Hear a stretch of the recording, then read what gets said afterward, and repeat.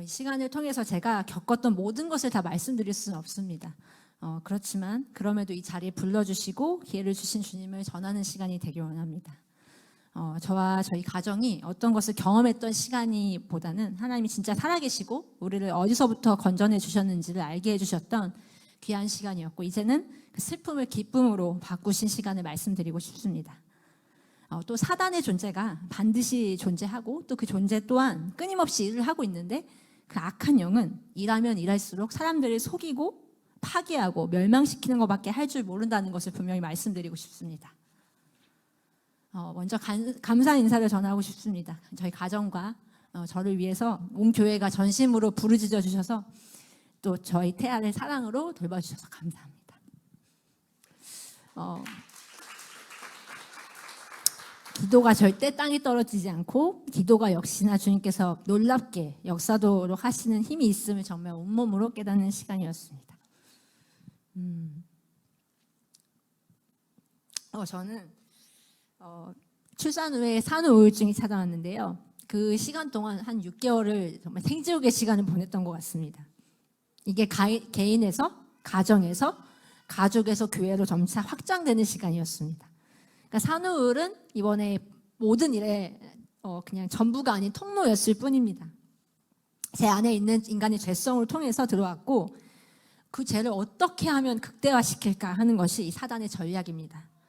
제가 하는 모든 말과 행동을 죄책감으로 돌아오게 하고, 절대 이제는 이 죄의 문제를 해결할 수 없는 지경에 이르렀다는 깊은 절망 가운데 속고 빼앗겼던 시간이었습니다.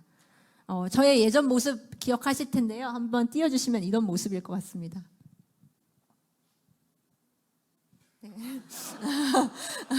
자, 이 장면이 그 반지의 장이라는 영화에 세우된 왕이 옆에서 막 거짓된 혀로 이렇게 속였던 자의 말에 속아서 이렇게 눈을 뜨기 직전의 모습입니다. 저는 이런 모습으로 살았었어요.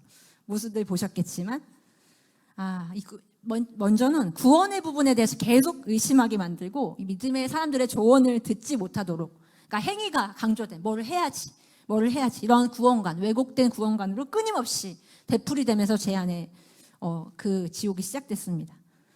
사단에 의하면 저는 지옥 갈 백성이고, 너 때문에 너네 가족 모두가 지옥에 가게 될 거고, 너와 너의 가족 모두 끔찍하게 찢겨서 죽게 될 거라는 속삭임으로 인해서 끊임없이 죄책감과 절망감에 시달리게 되었습니다.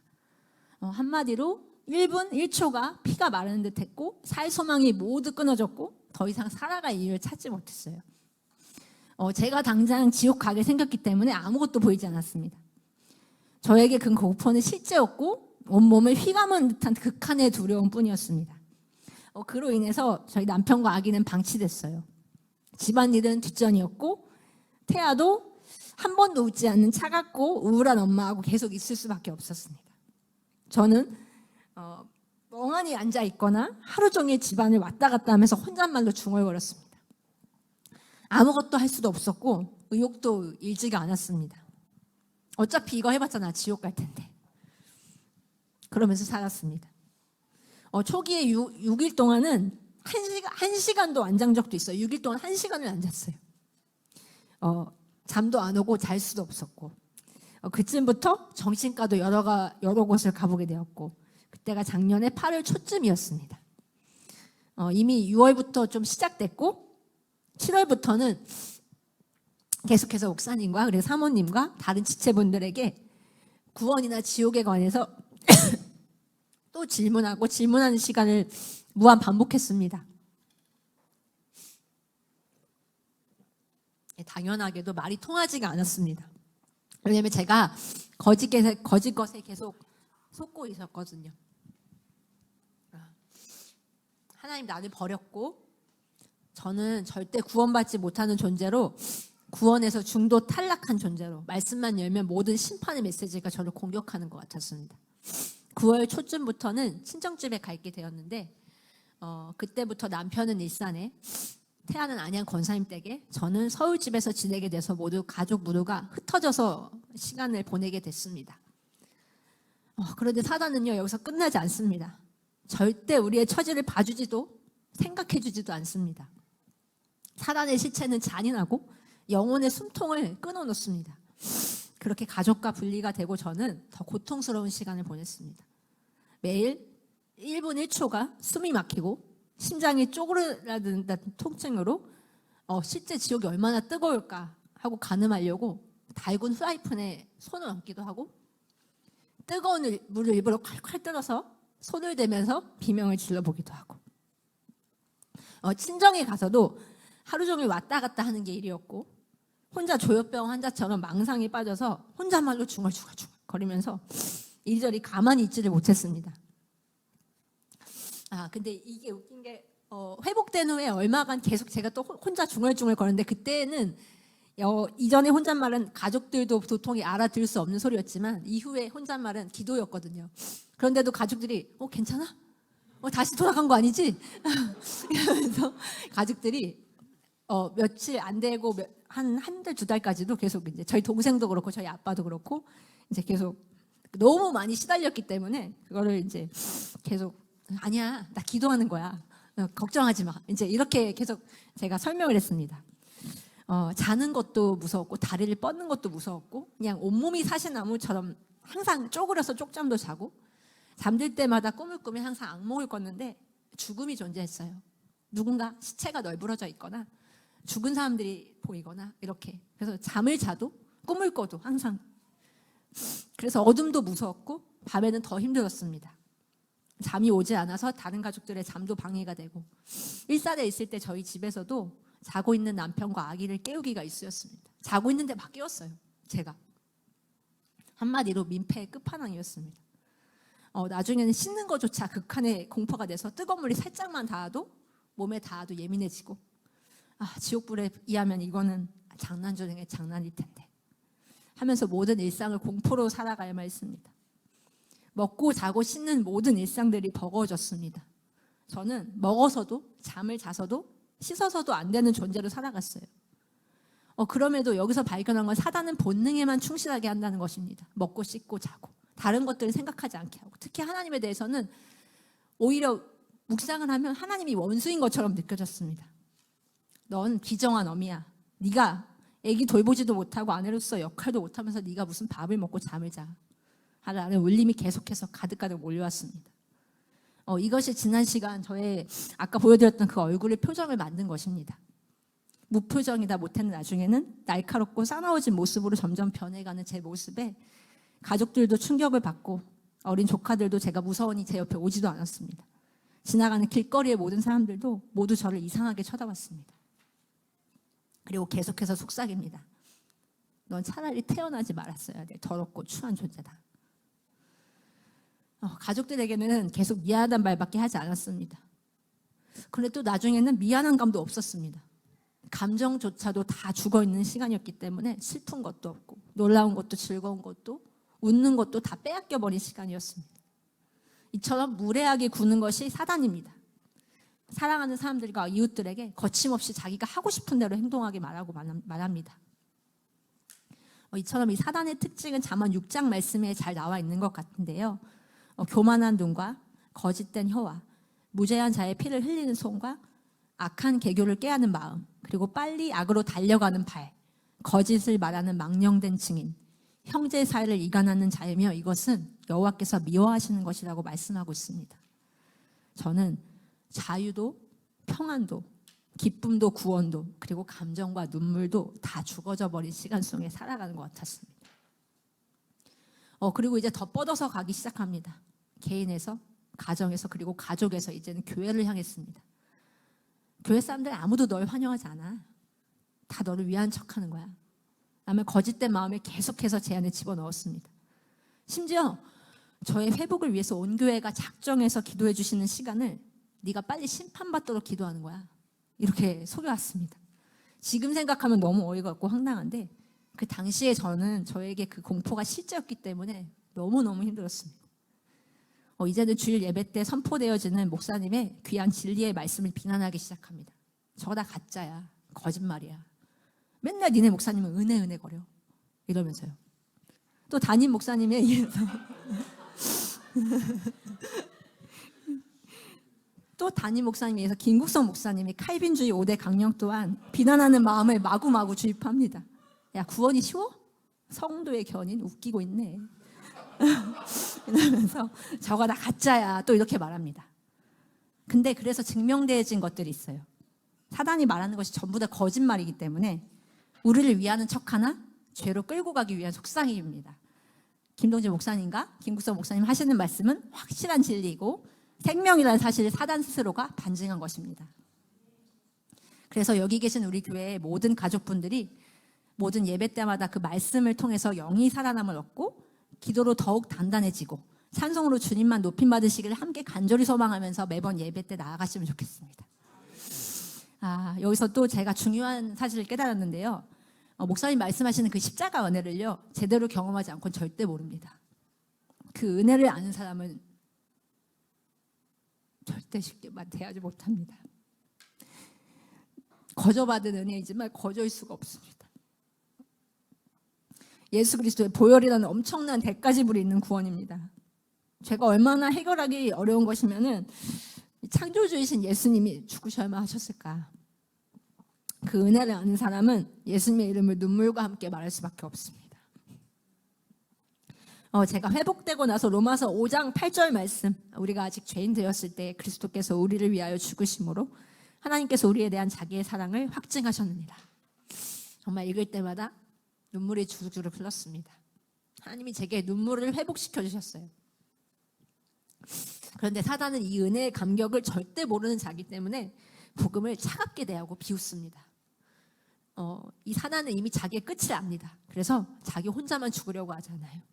그러게 한 사람이라도 더 지옥으로 끌고 가기 위해서 오늘도 여기저기 우는 사자와 같이 두루 다니며 살피고 있을 것입니다. 그래서 근신하라 깨어라 라는 말씀이 무엇인지 제 안에서 더욱 확고해져 가고 있는 중입니다. 깨어있기 위해 예배드려야 된다고 생각합니다. 제가 이번 시간을 통해서 뼈 아프도록 느낀 게 예배는 생명이라는 것입니다. 예배밖에 우리에게 답이 없습니다. 오늘도 이 예배로 어느 누구의 생명이 살아서 구원함을 얻고 또 어떤 영혼이 사단에게 속지 않고 이겨서 돌아갈 수 있는지 우리는 모릅니다. 이 악한 존재는 예배를 끔찍히도 싫어할 뿐만 아니라 두려워한다고 생각합니다. 저는 지난 시간에 예배 시간에 고개를 숙이고 있었습니다. 말씀도 기도도 찬양도 아무것도 할 수가 없었고 그것을 싫게 만들었습니다. 입 밖으로 하나님, 예수님 소리가 절대 나오지 않았습니다. 사단에게 있어서 저는 이미 철저하게 버림받은 자라고 낙인 찍혔기 때문에 그냥 시간만 때우다 가는 날들을 살아갔습니다. 이렇게 폭풍 같은 시간을 거치고 난 후에 저에게 예배는 생명 걸고 드려야 하는 제가 바뀌게 되었습니다. 주님 홀로 영광 받으시고 주님이 이 시간에 통치자이시길 바라는 마음이 간절해졌습니다. 그러니 사단은 어떻게든 이 생명의 자리로 못 오게 하려고 하나님을 욕되게 하고 왜곡되게 하고 그 뜻을 오해하게 해서 사람들로 하여금 좋으신 하나님을 떠나고 예배하지 못하게 만들려고 길을 쓰고 달려오는 것 같습니다. 자, 어떤 이야기를 하나 드리고자 하는데요. 존 라미네즈라는 전직 사탄 숭배자라는 분이 있어요. 이분의 간증 영상을 본 적이 있는데 현재는 복음 전도자로 돌아오는 복된 삶을 살고 있지만 그 당시에는 사탄과 대화하면서 주술로 남을 공격하고 죽이려는 행위를 하는 사람이었어요. 사탄 숭배자로 살 때 이야기를 하나 드리자면은 어느 날 자기 동네를 지나가면서 예배하고 설교하고 또 그 다음 장소에 가서 그렇게 하는 것을 보면서 그 그룹을 무너뜨리려고 쫓아갔는데 그들이 10대의 어린 아이들이었대요. 근데 이 사람이 어떻게 감히 저들이 이런 더러운 쓰레기 같은 음악을 우리 동네에서 하는 거지? 라고 말했답니다. 그들은 그것을 예배라고 부르지만 이런 더러운 음악을 우리 동네에서 하다니 내가 쫓아가서 이 아이들 파괴해야지 하고 생각해서 그들 곳에 갔는데 그들 주변에 불의 벽이 있었다고 합니다. 자신은 그것을 뚫을 수가 없었고 들어가려고 할 때마다 무언가가 자신을 밀어냈다고 해요. 무언가가 자신을 계속 밀어내서 그 아이들을 건들 수가 없었다고 간증합니다. 목사님께서 예배 때마다 예배를 방해하는 악한 영을 대적하면서 기도하시는 이유를 더욱 알게 됐습니다. 이제 다시 제 이야기로 돌아오면요. 9월, 10월에 그 극심함의 고통이 피크를 찍고 저는 10월 9일에 정신병원 폐쇄병동으로 들어가게 됩니다. 삶에서 이런 곳에 가볼 줄은 상상도 못했고 폐쇄병동이라 하면 영화 속에서 보던 그 하얀 복도를 지나서 철문 같은 병실이 복도를 이제 따라서 길게 늘어서져 있고 사람들이 막 창살을 붙잡으면서 고래고래 소리치고 욕하는 장면이 생각나서 저의 공포는 극에 달했습니다. 이번 날에도 안 들어가려고 한참이나 씨름하며 있었습니다. 이제 진짜 들어가야 되는 시간이 왔는데 그 문이 이제 철문 2개를 통과해야 되는데 또 미친 사람처럼 고래고래 안 간다고 소리를 지르면서 결국엔 들어갔습니다. 막 들어갔는데 저의 생각과는 달리 너무 평화로운 거예요. TV도 있고 소파도 있고 탁구대도 있었습니다.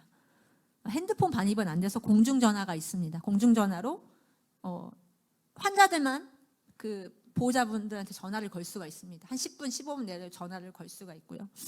활동요법실이라는 곳이 있는데 미술치료, 심리치료하는 곳입니다. 각종 책과 만화책, 보드게임, 퍼즐, 음악 CD 플레이어 이런 것들이 있는 약간 평범한 곳이었어요. 제가 생각하던 그런 위험하고 무서운 곳이 아니었습니다. 거기 환자들도 아무도 저처럼 난리치는 사람이 없었습니다. 그럼에도 저의 불안은 멈추지 않았고 그래도 안정제로 주사를 맞고 난 후에 좀 잠잠해졌습니다. 저는 5인실 여자 병실에 있었는데 거기에는 별 증상의 정신병 환자들이 입원하고 또 다른 환자들이 들어오고를 반복했습니다. 가족들은 저처럼 산후우울증만 이제 이렇게 환자들만 모아놓고 치료하는 줄 알았는데 산후우울증은 저 하나뿐이고 나머지 환자는 불안, 우울, 자해, 자살 시도했지만 실패한 사람, 조증, 그리고 말로만 듣던 조현병, 정말 다양한 사람들이 있었습니다. 일단 거기는 24시간 감시를 합니다. 그래서 환자들이 그냥 뒤를 돌아보고 있어도 울고 있거나 뭔가 어떠한 위험한 시도를 하고 있으면 즉시 달려옵니다.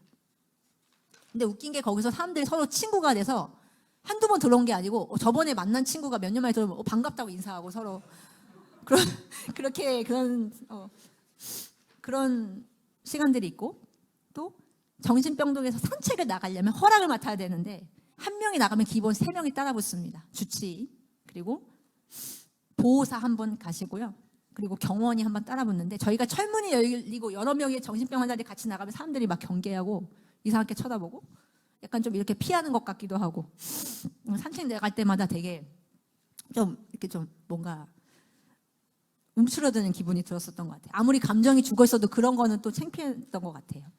거기서도 나름 과자 파티를 합니다. 또 보호자들이 가져오시는 걸로 과자를 같이 열어가지고 서로 나눠 먹고 웃기기도 하고 재미난 얘기도 하는데 저는 전혀 거기에 5주를 제가 딱 입원했었는데 한 2주 정도 3주 정도는 아무 말도 안 하고 아무도 안 어울리고 있다가 한 중반쯤부터 조금씩 얘기를 시작했어요. 거기서 본 제가 환자들이 제가 5인실에 있었는데 제 앞과 또 옆에 있는 친구들은 고등학생 친구들이었는데 한 명은 제 앞에서 계속 침대에다 머리를 박습니다. 계속 머리가 터질 때까지 박아요.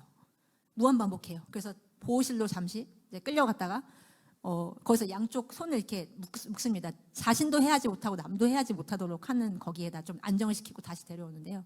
또 옆에 친구는 어떠한 이런 좀 날카로운 기구를 가지고 또 그렇게 손목을 그어요.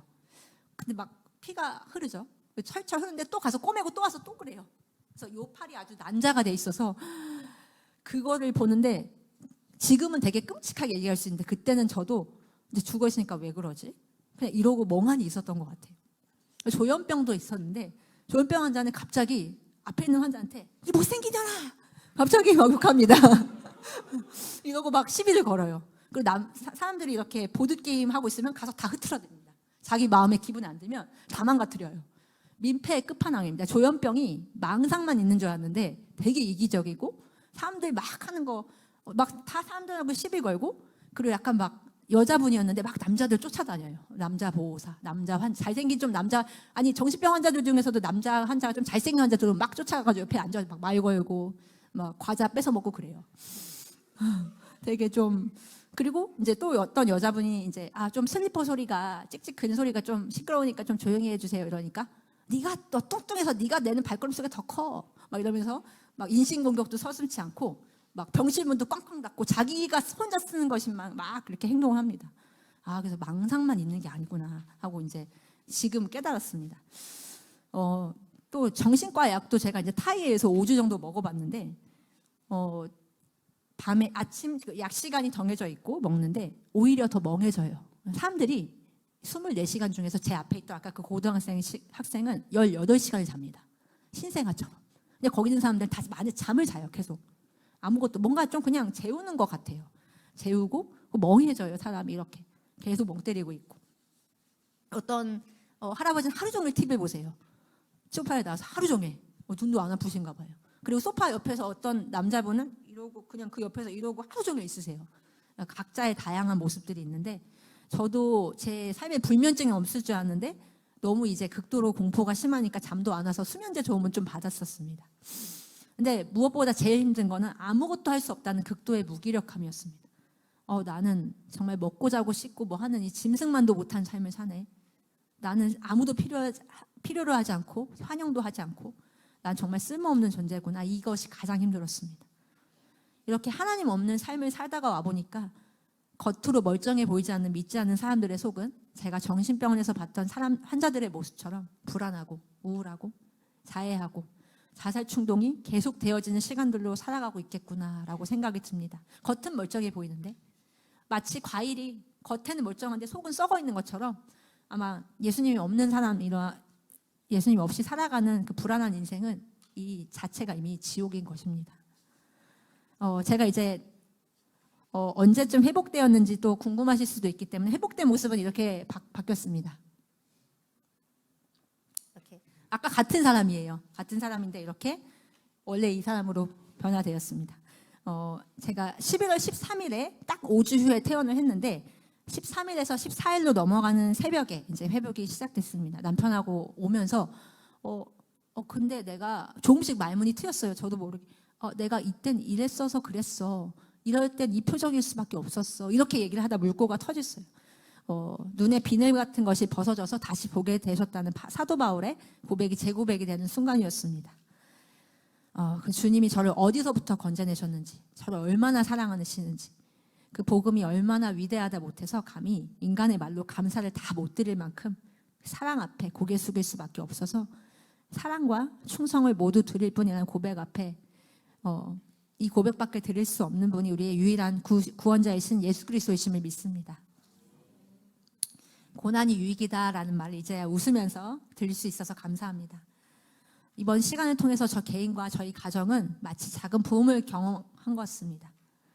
간증을 마치면서 저의 달라진 삶을 말씀드리고자 하는데요.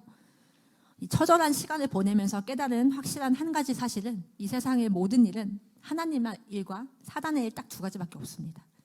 파괴하고 짓밟고 무례하고 더럽고 속이는 등의 모든 악한 일은 사단 마귀가 벌이는 일이고 다시 세우시고 회복하시고 진실하시며 신실하게 말씀 그대로 행하시는 분은 예수 그리스도의 일이십니다. 절대 속지 말아야 할 것임을 다시 한번 강조드립니다. 저로 인해서 예방주사가 되셨기를 말씀드리겠습니다.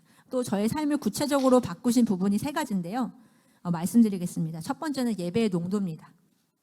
한 번 한 번의 예배가 생명 다해 드리는 예배로 바뀌었습니다.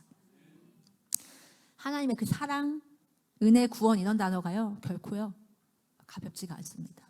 너무 무겁고 이 말을 뱉을 때마다 내뱉을 때마다 그 영원하심 앞에서 주님 왜 나에게 왜 나에게 이런 말이 정말 먼저 나오게 되고 왜 나에게 이런 걸 주십니까? 왜 내가 뭐라고 이런 영원한 생명을 주십니까?